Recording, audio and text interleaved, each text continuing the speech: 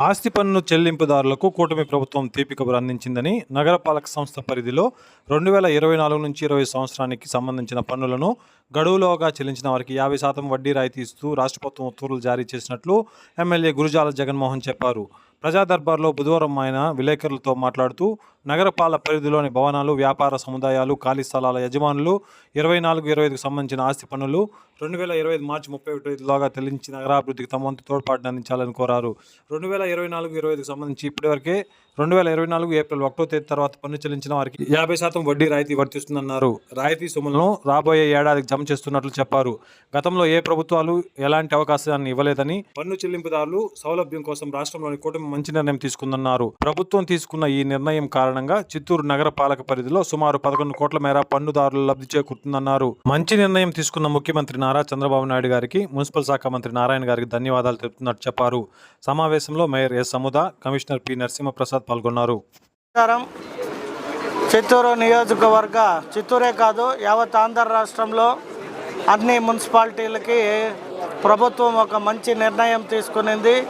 శ్రీ నారా చంద్రబాబు నాయుడు గారు municipal tax ఏదైతే 100% కట్టాల్సి ఉండిందో దాంట్లో 50% డిడక్షన్ చేసి 50% కడితే చాలని ఒక మంచి నిర్ణయాన్ని ప్రజల కోసం నారా చంద్రబాబు నాయుడు గారు నిన్ననే ప్రవేశపెట్టారు. కాబట్టి మా చిత్తూరు మున్సిపల్ ప్రజల తరపున ప్రత్యేక ధన్యవాదాలు తెలియజేసుకుంటున్నా.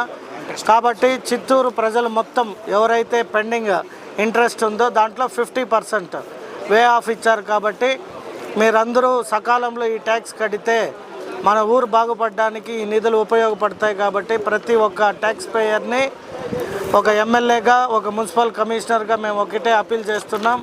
దయచేసి ట్యాక్స్ని సకాలంలో కడితే మన ఊరు అభివృద్ధి చెందడానికి, మొట్టమొదటి స్థానం ఉండడానికి అవకాశం ఉంటుంది. కాబట్టి మీ అందరి తరపున మా ముఖ్యమంత్రి గారికి, మున్సిపల్ మంత్రివర్యులు నారాయణ గారికి ప్రత్యేక ధన్యవాదాలు తెలియజేసుకుంటున్నాం. Thank you. సో 164 గ్రీవెన్స్ రావడం జరిగింది.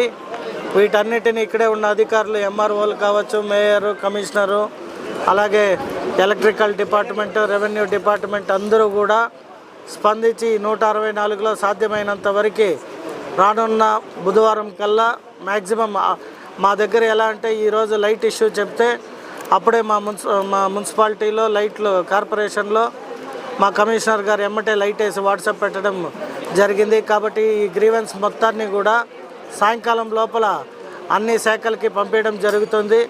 కాబట్టి మా ముఖ్యమంత్రి గారు ఆదేశాల మేరకు ఏదైతే ఈ బుధవారం గ్రీవెన్స్ డే పెట్టామో ప్రజల నుండి మంచి స్పందన కూడా వచ్చింది. వారికి కావాల్సిన అన్ని ఏవైతే పెన్షన్ కావచ్చు, రేషన్ కార్డులు కావచ్చు, భూ ఇష్యూస్, ల్యాండ్కి సంబంధించిన ఇష్యూస్ కావచ్చు, వీటన్నిటితో పాటు త్రాగునీరు, లైటింగ్, డ్రైనేజ్, రోడ్స్ వీటన్నిటినీ కూడా పరిశీలించి ఎక్సెప్ట్ రోడ్స్ అండ్ డ్రైన్స్, లైట్లు వేయడం కానీ, వాటర్ ఏదర్ బోర్ కానీ లేదంటే వాటర్ సప్లైలో ప్రాబ్లం ఉంటే వాటన్నిటినీ కూడా తక్షణమే సార్ట్అవుట్ చేయడానికి మా మున్సిపల్ శాఖ ఎప్పుడు ముందుంటుంది. అలాగే ఒక టోల్ నెంబర్ కూడా ఇవ్వడం జరిగింది. ఆ టోల్ నెంబర్కి కాల్ చేసిన 24 అవర్స్లో ఆ ఇష్యూ సాల్వ్ అవుతుందని తెలియజేసుకుంటూ సెలవు తీసుకుంటున్నాను. Thank you. అవును సార్, నిన్న కాల్ చేసి అడిగితే మావాడు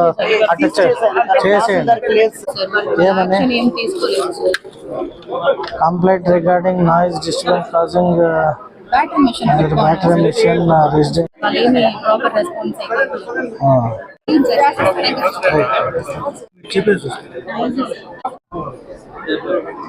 టీడీపీ మెంబర్.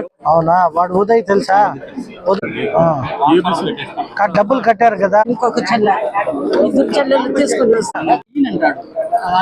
నేను మాట్లాడి చెప్తా పో, ఈ వాక్ చెప్తాను.